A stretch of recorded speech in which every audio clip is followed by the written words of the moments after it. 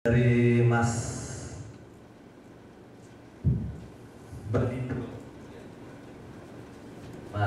Barindo dari Direktorat Impor Kementerian Perdagangan ini membahas kebijakan ekspor impor yang terkait dengan industri kreatif.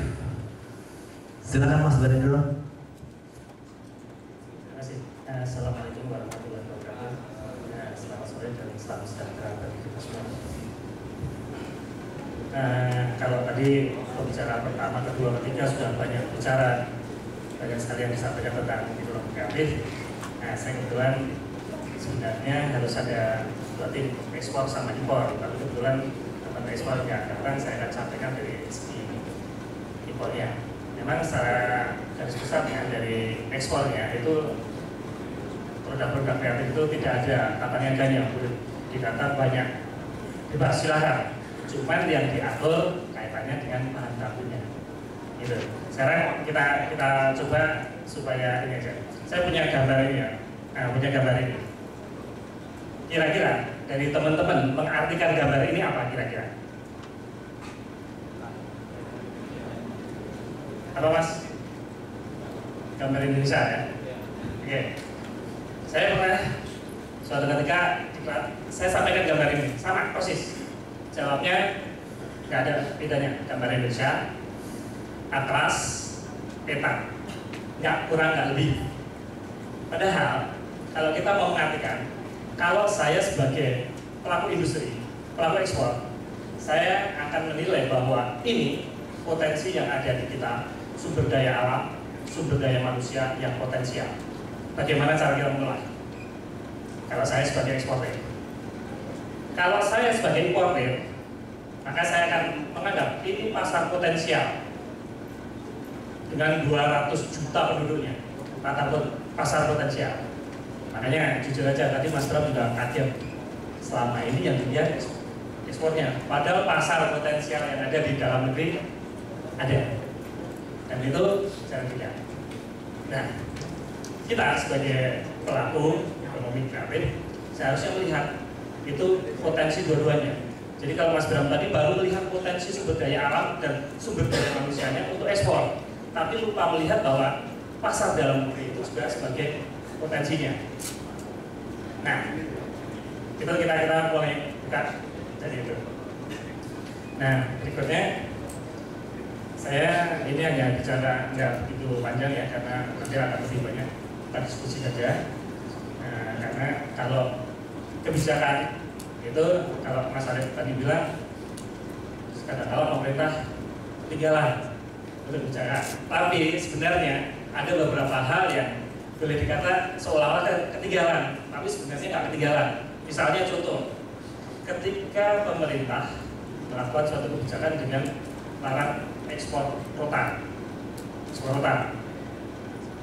Nah, satu sisi orang melihat itu ketinggalan, padahal dengan melarang ekspor rotan berarti dunia usaha di dalam negeri diberi kesempatan seluas-luasnya untuk mengeksplor kesempatan itu. Bagaimana memanfaatkan itu sehingga nggak kalah kita dengan yang lainnya. Kalau Mas Bram tadi bilang kayu lebih gampang cari di Malaysia, di Cina, padahal kita punya kesempatan yang banyak.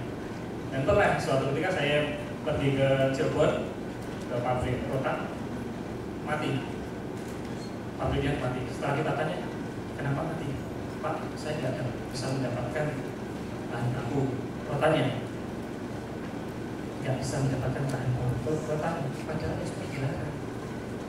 Ya, ternyata apa?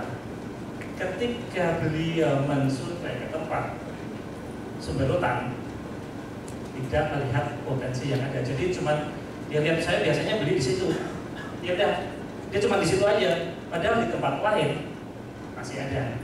Nah, sebenarnya kreativitas mencari sumber itu juga merupakan potensi. Nah, sekarang saya bicara tentang kebijakan di bidang impor.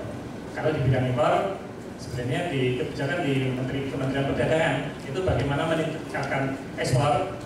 Sedangkan impornya itu hanya mendukung bagaimana ekspor itu bisa ditingkatkan, hanya mendukung.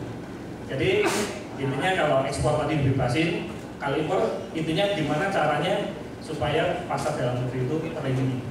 Tapi sekali lagi kita dasar kebijakannya yaitu Undang-Undang Nomor 7 Tahun 94, di mana kita sudah meratifikasi tentang perdagangan dunia WTO.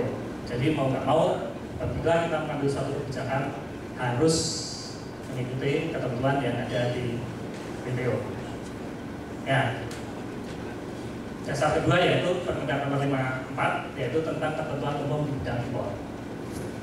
Intinya itu cuma dua. Intinya ketentuan umum di bidang impor itu intinya cuma dua. Pertama, barang yang diimpor harus baru. Yang kedua, pelakunya harus mempunyai angka pengenalan importer. Jadi harus punya KTP. Itu aja. Jadi cuma dua, baru dan punya KTP. Nah ini gampang, impor itu gampang, suatu kebijakan yang gampang, dan bagaimana kita memanfaatkan itu supaya nilai tambahnya lebih besar kita. Kalau tadi masalahnya bergerak di bidang kayu, khusus untuk mesin-mesin kayu, kita kasih kemudahan yaitu boleh impor mesin kayu dalam keadaan bekas. Nah, itu untuk membantu ekonomi kreatif, untuk membantu potensi yang ada kita supaya nilai tambahnya besar. Itu pengecualiannya. Ada beberapa permesinan, beberapa peralatan yang diperbolehkan untuk bekas. Ya. Yang kedua, itu tadi harus punya api. Pertanyaannya, kalau saya industri kecil, saya nggak punya api, bagaimana? Ya, pertanyaan itu kadang-kadang untuk ngurus api pemerintah ribet. Nah, untuk ngurus api gampang lagi. Kalau dulu dipusatkan di pemerintah, sekarang sudah dilimpahkan ke dinas tingkat 1. Dinas tingkat 1.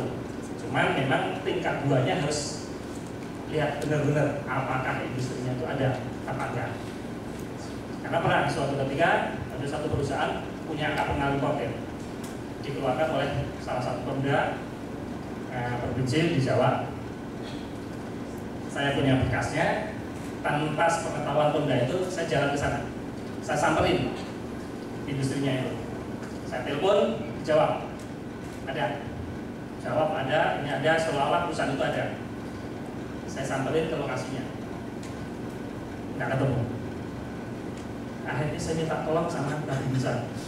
Babinsa itu yang tentara yang memperoleh wilayah itu, ditunjukin, Mas, kalau nomor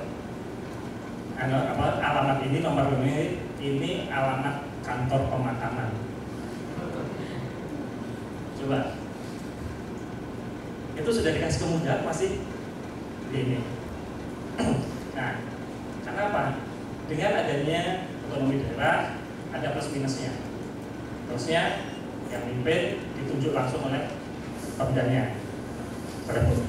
Tetapi ada minusnya juga. Misalnya kan ada satu kantor perdagangan ya, dinas perdagangan. Kenapa selalu tidak sinkron dengan pengusahanya itu kenapa? Saya sampai di sana.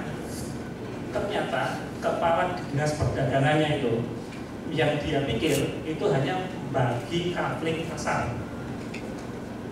aja, hanya mikir bagi kapling pasar. Akhirnya saya telusuri latar belakangnya apa. Ternyata bekas kepala pemakaman, jadi dianggap bagi kapling itu sama juga enggak bagi kapling makam. Ya, itu kenapa banyak sekali kejadian yang kurang sinkron. Pemerintah pusat sudah melakukan ini, tetapi di pemdanya kurang bisa menanggapi.